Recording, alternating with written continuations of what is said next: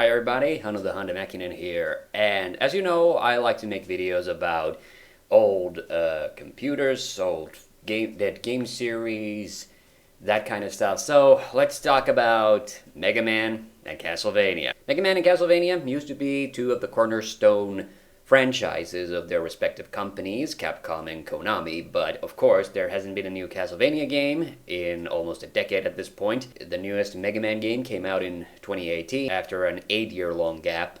So what has happened to both of these franchises that has caused them to fall so hard? Well, I wanted to talk about it because the stories are actually remarkably similar. So let's start with the beginning.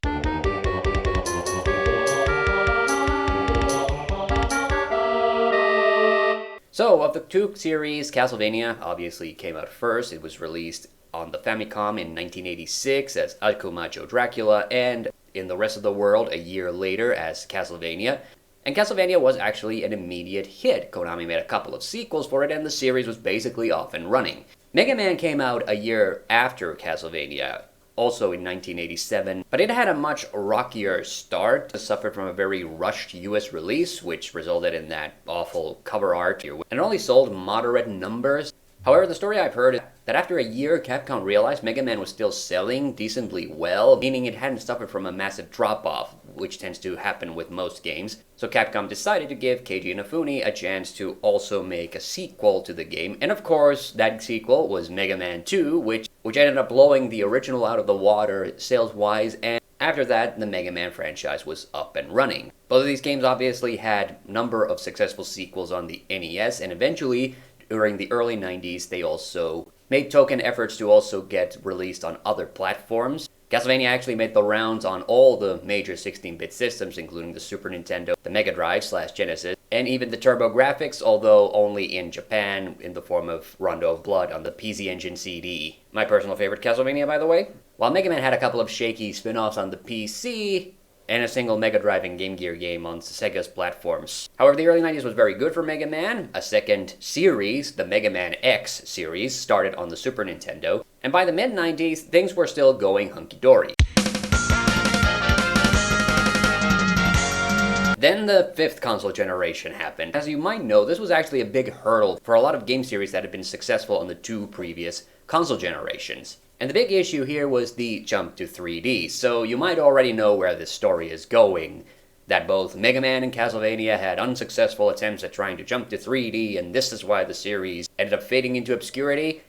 Well, you'd actually be wrong. It's true, however, that Konami and Capcom both struggled a little bit to accept the jump to 3D, which is why the first couple of Mega Man and Castlevania games on the PlayStation were exclusively 2D. However, Capcom took the plunge first, with yet again a new Mega Man series, Mega Man Legends, which was not connected to the previous titles. And contrary to what you might have heard, Mega Man Legends did actually sell decent numbers, well enough, in fact, that a sequel was approved and released. Konami went with a different approach, however. Instead of making their 3D Castlevania game on the PlayStation, like Capcom had done with Mega Man, they decided to go with the N64. Why the N64? I have no idea.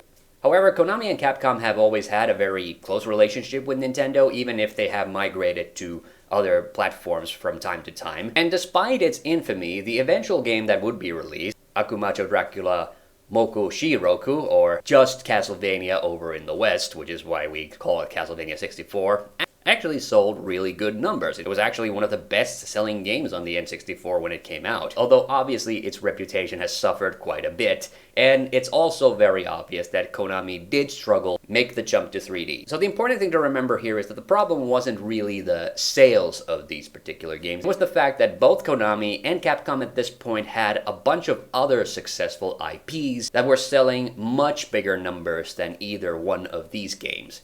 In Capcom's case, of course, they had the hugely successful Street Fighter franchise and numerous spin-offs, of course on the PlayStation, the Resident Evils.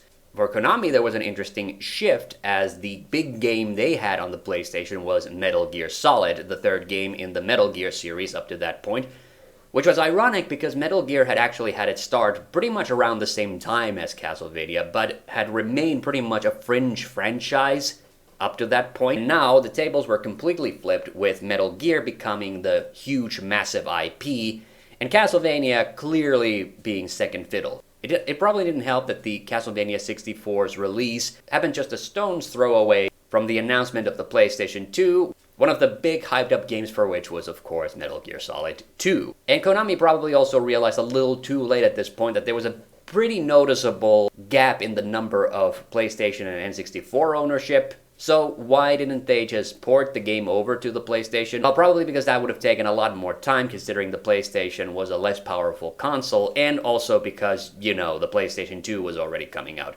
But Konami actually were very serious about trying to make Castlevania into a 3D game series. They were in fact working on a 3D Castlevania game for the Dreamcast around this time, and that one obviously got cancelled. Much like Capcom, however, Konami did release a second game on the N64, the often forgotten Legacy of Darkness. But at this point, both Capcom and Konami were in a bit of an awkward situation. For you see, the Mega Man Legends games had sold pretty decent numbers, but Konami was also realizing that their still ongoing X series was actually selling pretty decent numbers and was still a 2D game, which were much less complex to make and also cheaper. Now, Keiji Inafune himself actually did recognize that the Legends series was maybe a bit of a dud, which is why he wanted to refocus first on the X series and then on his own series, focusing on the character Zero. He planned to make Mega Man X5 the final game of the X series, but because this is Capcom, of course they then made 3 more sequels after that. So at this point, both of the franchises were already in a bit of a bind. But if you were keeping your ear to the ground, you probably know that throughout the 2000s, there were still quite a few Mega Man and Castlevania games coming out. So what ended up happening, of course, is in the early 2000s, Nintendo released the Game Boy Advance, and Capcom and Konami both decided to support it with these classic IPs of theirs. Now, Konami decided that they were going to reel back to the last successful 2D Castlevania game that they had done, which was this little game called Symphony of the Night on the PlayStation. Symphony of the Night, of course, is significant for introducing the format known as Metroidvania, and so Konami decided to just do that again in the form of Castlevania Circle of the Moon, which was just called Castlevania over here in Europe, and had a surprise hit on their hands. Such a huge surprise hit, in fact, that Konami then decided to just keep releasing more Metroidvanias on the GBA and eventually the DS for the foreseeable future. And this is indeed why the Metroidvania years were a thing. Capcom did with Mega Man, of course, what they always do when they have to start on a new platform, which was to release another new series, which became the Mega Man Battle Network series, and just like Circle of the Moon, was a huge success. It would be partnered by Inafune's own Mega Man Zero series, not long afterwards, but Battle Networks really did take off massively and would in fact end up having its own spin-off series, Star Force, on the DS later on. So at this point it seemed like these franchises had actually found a second wind in a weird way. But the problem was that the second wind that they had found was on handheld consoles. And even though Nintendo's handheld consoles have always been the market leaders, they are still handheld consoles, and Konami and Capcom both definitely had ambitions of trying to make these franchises big on home consoles yet again. For Capcom, this was particularly problematic. As I said, the X-Series games were still selling very well despite being in 2D. So when Capcom moved the franchise to the PlayStation 2, they finally decided to have a legitimate attempt of trying to turn the series into a 3D one with Mega Man X7. Unfortunately, they also did a bunch of other massive changes which were not very popular with fans, and as a result, X7 got a very mixed reception, with some people even calling it one of the worst games in the series. Which also resulted in Capcom backpedaling, I think, a little too much, with X8 just being 2.5D title. Basically completely undoing what they were trying to do with X7. Konami similarly had a very serious attempt of trying to push Castlevania into a bigger, more grander 3D direction with 2 3D Castlevania games. First with Lament of Innocence, which was supposed to be chronologically the oldest game in the series, explaining how the Belmonts got their vampire killer whip. And later with Curse of Darkness, a direct sequel to the third NES game, Dracula's Curse, starring Trevor Belmont. Unfortunately, however, if you were paying attention to gaming media at the time, you might have barely noticed any coverage of these games, which unfortunately kind of displayed the problem that Konami was not able to address no matter how hard they tried. Even if they were putting out decent 3D Castlevania games at this point, the IP was simply one that fans were not super impressed by. Capcom was experiencing kind of the same problem, with Resident Evil getting a new coat of paint and a new big franchise, Devil May Cry, in their fold. Konami, of course, banking even harder and harder on Metal Gear Solid during that time. They were beginning to realize that no matter what they did with either one of these franchises, they were just not able to get the general public really excited about them. And as you can probably guess, even though both the Battle Network series and the Metroidvanias were still very successful on the handhelds, fans of these series were also beginning to notice how these games were beginning to feel more and more of the same as time went on, meaning that eventually even these games were beginning to suffer from diminishing returns.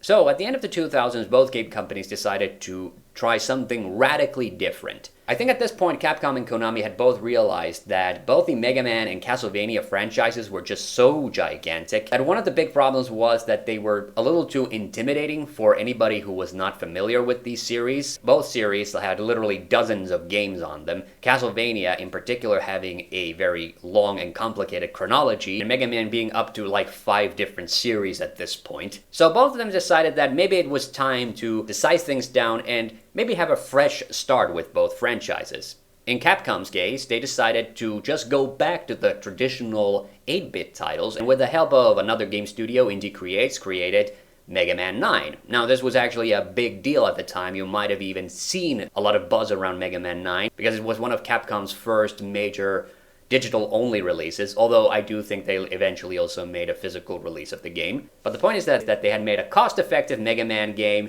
got a lot of media attention because of it, and because of this, Mega Man 9 actually was a huge success. A fact you can read into by the fact that they released a sequel only a year later. Konami had a similar thought, but they decided to go a slightly different route and basically just hard reboot the entire franchise with Castlevania Lord of Shadows. Now, of course, getting rid of 2 decades worth of video game canon was not very well received by Castlevania fans, but Lord of Shadows actually ended up being a huge sales success. You might have even seen it on the covers of a few gaming magazines at the time, the very thing that the previous 3D Castlevanias had really struggled to do. And again, this game's success was very apparent, with a sequel coming out soon afterwards. But very soon after that, both of these franchises ended up taking a dirt nap.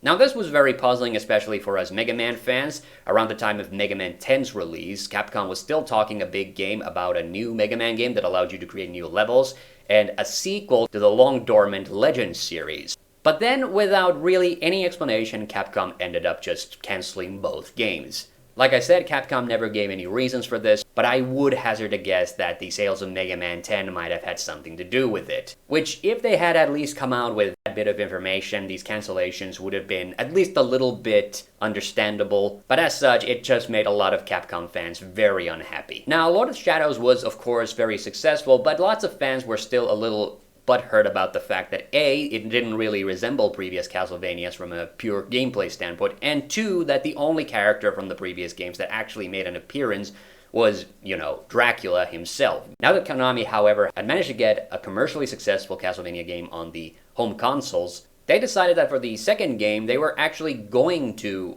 bring back some of the recognizable Belmonts in this new rebooted series. However, Lord of Shadows 2 ended up having very problematic production, and as a result, the game that came out in the end received poor reviews and did not sell nearly as well as the first one, which unfortunately put a nail in the Castlevania coffin for the games at any rate. So, what happened with these series afterwards?